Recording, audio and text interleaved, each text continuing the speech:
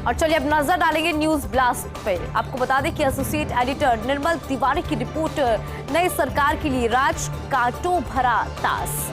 मुख्यमंत्री चुनना, मंत्रियों का चयन, विभागों के बंटवारे और फिर 2 महीने में कम समय में बजट की तैयारी भी।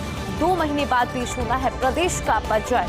तो बड़ी जानकारी इस वक्त की आपको दे दें कि पिछली बार 10 फरवरी को बजट को पेश किया गया था। ऐसे भी राजकोषीय घाटे से उभरना, योजनाओं का वित्त पोषण, बजट का खाका तैयार करना, घोषणा पत्र पर अमल, तमाम तरह के चैलेंजेस नई सरकार के सामने आ खड़े हुए हैं।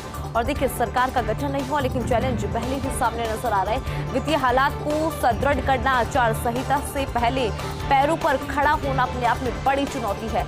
मार्च में लग सकती है लोकसभा चुनाव की आचार संहिता। कुल मिलाकर प्रदेश की वित्तीय सेहत और सियासत दोनों को संभालने की चुनौती नजर आ रही है। हालांकि पुराने भरोसेमंद अफसरों की है भाजपा के पास लंबी फहरिस्त। तो बड़ी जानकारी आपको यहां पर दे दें कि नई सरकार का गठन भले ही नहीं हुआ हो लेकिन चैलेंजेस बहुत ज्यादा यहां पर नजर आ रही हैं। और एसोसिएट एडिटर निर्मल तिवारी की पूरी रिपोर्ट है। रिपोर्ट आपको बता रहे हैं कि कैसे इस रिपोर्ट में क्या कुछ नया देखने को मिल रहा है। नई सरकार को रास तो मिल रहा है लेकिन कांटों भरा तास साबित होगा वो इसलिए क्योंकि मुख्यमंत्री चुनना, मंत्रियों का चयन, विभागों के बंटवारे और फिर 2 महीने में कम समय में बजट की तैयारी करनी है। तो बड़ा चैलेंज यहाँ पर। और 2 महीने बाद पेश होना है प्रदेश का बजट। पिछली बार की बात की जाए तो 10 फरवरी को बजट पेश हुआ था, तो ये भी एक बड़ा चैलेंज होगा। और राजकोषीय घाटे से उभरना, ये भी चैलेंज, योजनाओं का वित्त पोषण, ये भी चैलेंज, और बजट का खाका तैयार करना, घोषणा पत्र पर अमल करना, वित्तीय हालात को मजबूत बनाना, सुदृढ़ बनाना, आचार संहिता से पहले पैरों पर खड़ा होना अपने आप में बड़ी चुनौती है। तो वहीं मार्च में लग सकती है लोकसभा चुनावों की आचार संहिता। तो कुल मिलाकर प्रदेश की वित्तीय सेहत और सियासत दोनों को संभालने की चुनौती सामने नजर आ रही है। हालांकि पुराने भरोसेमंदों अफसरों की एक बड़ी लिस्ट भारतीय जनता पार्टी के पास है।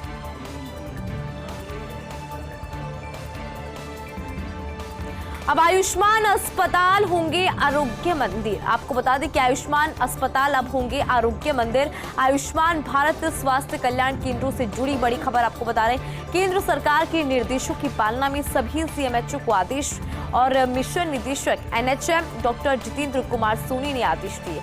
आयुष्मान भारत स्वास्थ्य कल्याण केंद्र का नाम बदलने के निर्देश दिए गए। आयुष्मान आरोग्य मंदिर, आरोग्यम परम धनम होगा केंद्र का नाम। तो नाम बदलने की जो तस्वीर है वो भी यहाँ पर सामने आ रही है। तो कुल मिलाकर आयुष्मान अस्पताल अब होंगे आरोग्य मंदिर। आपको जानकारी दे दें कि आयुष्मान भारत स्वास्थ्य कल्याण केंद्रों से जुड़ी खबर आ रही है और उस खबर के मुताबिक केंद्र सरकार के निर्देशों की पालना में सभी सीएमएचओ को आदेश मिले हैं, आदेश दिए गए हैं। और मिशन निदेशक जो एनएचएम डॉक्टर जितेंद्र कुमार सोनी है, उन्होंने ये आदेश दिए। आयुष्मान भारत स्वास्थ्य कल्याण केंद्र का नाम बदलने के निर्देश यहां पर मिले। आपको ये भी जानकारी दे दें कि आयुष्मान आरोग्य मंदिर, आरोग्यम परम धनम अब केंद्रों का नाम होगा। तो कुल मिलाकर नाम बदलने के निर्देश यहां पर दिए गए हैं।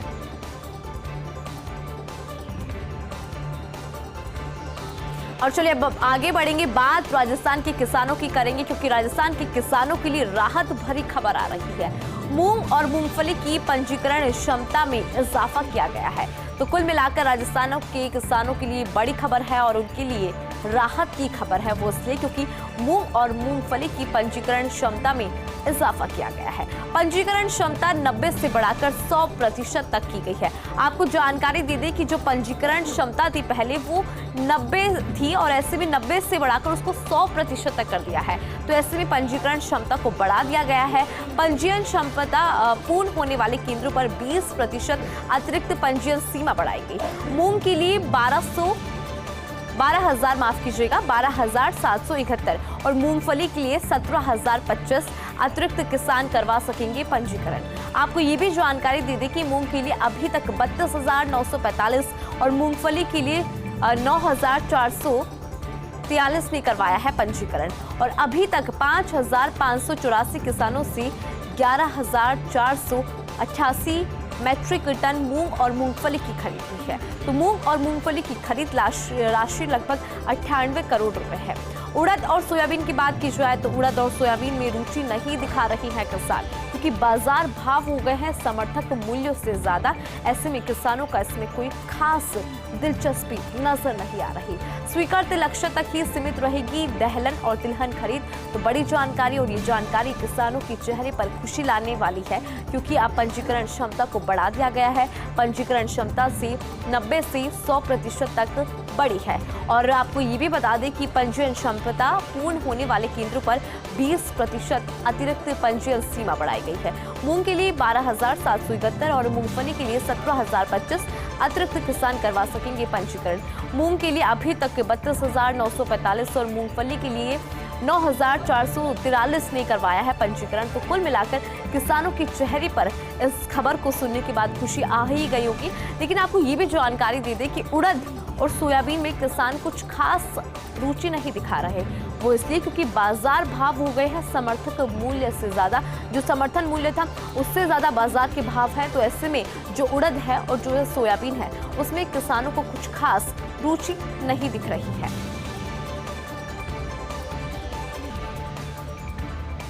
और चलिए अब आगे बढ़ेंगे तो बड़ा सवाल यहाँ पर कि आखिर कौन होगा इरकॉन का अगला सीएमडी। आपको बता दें कि बड़ा जो जानकारी यहाँ पर निकल कर आ रही है, तो यहाँ पर बड़ा सवाल, क्योंकि सार्वजनिक उद्यम चयन बोर्ड ने 19 दिसंबर को निर्धारित किया चयन साक्षात्कार। पीईएसबी ने चयन साक्षात्कार के लिए 12 उम्मीदवारों को शॉर्टलिस्ट किया है, यानी कि 12 नाम शॉर्टलिस्ट हो चुके हैं, जिसमें इरकॉन और रेल मंत्रालय से 3 कैंडिडेट शामिल है। वहीं रेल विकास निगम लिमिटेड से 2 सदस्यों को शामिल किया गया है। और आपको बता दें कि इरकॉन में 29 अप्रैल 2023 से खाली है सीएमडी का पद। तो यानी कि 29 अप्रैल 2023 से अभी तक सीएमडी का पद इरकॉन में खाली है। 12 नाम जो है शॉर्टलिस्ट किए गए हैं। ऐसे में आपको ये भी बता दें कि अगस्त के पहले सप्ताह में आमंत्रित किए गए थे आवेदन, क्योंकि सीएमडी का पद 29 अप्रैल 2023 से खाली है इरकॉन में। तो अभी भी बड़ा सवाल ये कि आखिर अब कौन होगा इरकॉन का अगला सीएमडी। आपको जानकारी दे दें कि सार्वजनिक उद्यम चयन बोर्ड ने 19 दिसंबर को निर्धारित किया चयन साक्षात्कार। पीईएसबी ने चयन साक्षात्कार के लिए 12 उम्मीदवारों को शॉर्टलिस्ट किया है। 12 नामों को शॉर्टलिस्ट किया गया है, जिनमें इरकॉन और रेल मंत्रालय से 3 कैंडिडेट शामिल है। वहीं रेल विकास निगम लिमिटेड से 2 सदस्यों के नाम शामिल किए गए हैं। आपको जानकारी दे दें कि इरकॉन में 29 अप्रैल 2023 से अभी तक सीएमडी पद खाली है। इसके लिए अगस्त के पहले सप्ताह में आमंत्रित किए गए थे आवेदन, और 12 नाम अब शॉर्टलिस्ट हुए हैं।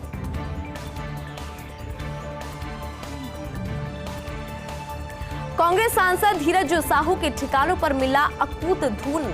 आपको बता दें कि अकूत धन यहाँ पर मिला है। तो बड़ी जानकारी आपको यहाँ पर दे रहे हैं, क्योंकि आयकर विभाग की छापेमारी में 9 ठिकानों से 354 करोड़ बरामद किया गया है। और उड़ीसा और पश्चिम बंगाल में पूरी हुई इनकम टैक्स की छापेमार कार्रवाई। इनकम टैक्स की छापेमार कार्रवाई चल रही थी, और ऐसे में उड़ीसा और पश्चिम बंगाल में इनकम टैक्स की छापेमार कार्रवाई पूरी हो चुकी है। 6 दिसंबर से इन जगह पर चल रही थी छापेमारी। 6 दिसंबर से छापेमार कार्रवाई लगातार चल रही थी। अब छापेमार कार्रवाई पूर्ण हो चुकी है। कई जगह पर यह आंकड़ा बताया जा रहा है 500 करोड़ के पार। अभी सिर्फ रांची स्थित आवास पर आयकर विभाग की टीम मौजूद, और आयकर सूत्रों के अनुसार यहाँ भी छापेमारी आज खत्म हो सकती है।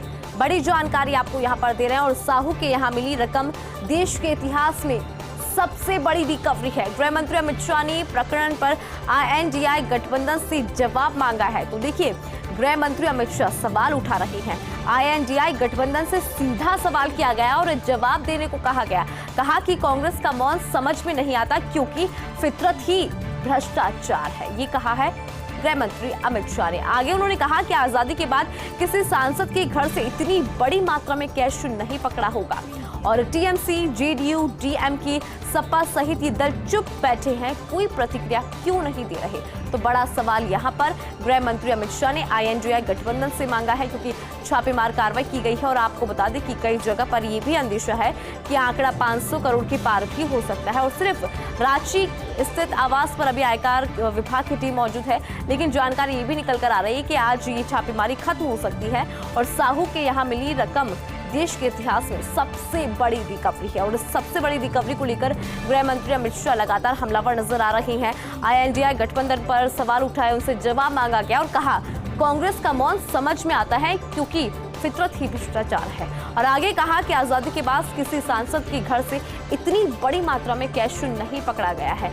टीएमसी, जेडीयू, डीएमके, सपा सहित ये दल चुप बैठे हैं, कोई प्रतिक्रिया इनकी तरफ से क्यों नहीं आ रही। तो कुल मिलाकर गृह मंत्री अमित शाह ने कहा कि प्रतिक्रिया देना अब INDI गठबंधन की जिम्मेदारी है।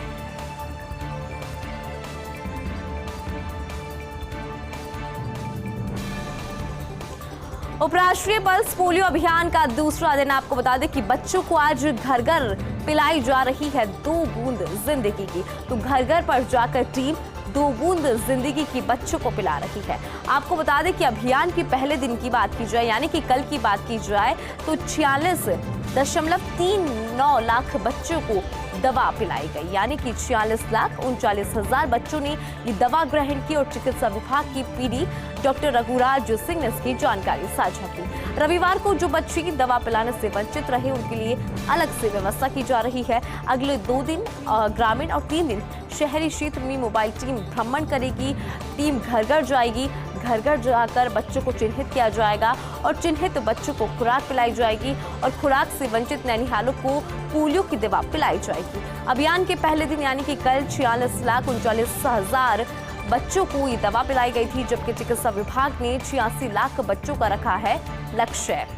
तो अभी 3 दिन तक घर घर टीम पहुंचेगी, दवा पिलाएगी। CMHO को हर बच्चे तक पहुंचने के जो निर्देश है CMHO की तरफ से दिए गए हैं। तो ऐसे में जो टीम है वो भ्रमण कर रही है और बच्चों को ये दवा पिलाई जा रही है। और चलिए अब आगे बढ़ेंगे। जयपुर रिंग रोड को लेकर बड़ी खबर आपको बता दें। रिंग रोड पर 2 इंटरचेंज के लिए NHAI ने निविदाएं जारी की है। टोंक रोड और अजमेर रोड पर बनेंगे 2 इंटरचेंज। बड़ी जानकारी आपको दे रहे हैं। NHAI ने 141.82 करोड़ रुपए की निविदाओं को जारी किया है। 5 जनवरी 2024 तक जमा कराई जा सकेगी निविदाएं। आपको ये भी जानकारी दे दें कि आगरा रोड के इंटरचेंज को जयपुर बांदीकुई लिंक प्रोजेक्ट के साथ बनाएंगे और NHAI के प्रोजेक्ट डायरेक्टर हरीश शर्मा ने इसकी जानकारी दी है। तो बड़ी जानकारी इस वक्त की आपको दे रहे हैं। तो क्योंकि रिंग रोड पर 2 इंटरचेंज के लिए NHAI ने निविदाएं जारी की है, तो बड़ी जानकारी इस वक्त की फर्स्ट इंडिया न्यूज आप तक पहुंचा रहा है। प्रधानमंत्री किसान सम्मान निधि योजना से जुड़ी बड़ी जानकारी आपको दे दें कि राज्य के 11,88,000 किसानों की होगी eKYC। आपको बता दें कि eKYC होगी किसानों की और eKYC के लिए 15 जनवरी तक विशेष अभियान चलाया जाएगा। eKYC के बिना नहीं मिल सकेगी 16वीं किश्त। जिसकी eKYC होगी उसे ही किश्त मिलेगी। चूंकि 16वीं किश्त अभी मिलना बाकी है, ऐसे में कहा जा रहा है कि eKYC के बिना नहीं मिल पाएगी 16वीं किश्त। किसानों को eKYC के बिना जनवरी में नहीं मिल पाएगी किश्त। और आपको जानकारी दे दें कि 4,50,000 नए किसानों के आवेदनों का सत्यापन होगा। 7 दिन के भीतर किसानों के आवेदन के सत्यापन के निर्देश और 5,30,000 किसानों को बैंक आधार सीडिंग से जोड़ा जाएगा। प्रमुख शासन सचिव ने भी इसके निर्देश दिए हैं। और आपको बता दें कि प्रमुख शासन सचिव सहकारिता श्रेया गुहा ने इसके निर्देश दिए हैं और किसानों को अब eKYC करानी होगी, अन्यथा उनको 16वीं किश्त नहीं मिल पाएगी। और चलिए इसी के साथ रुकेंगे।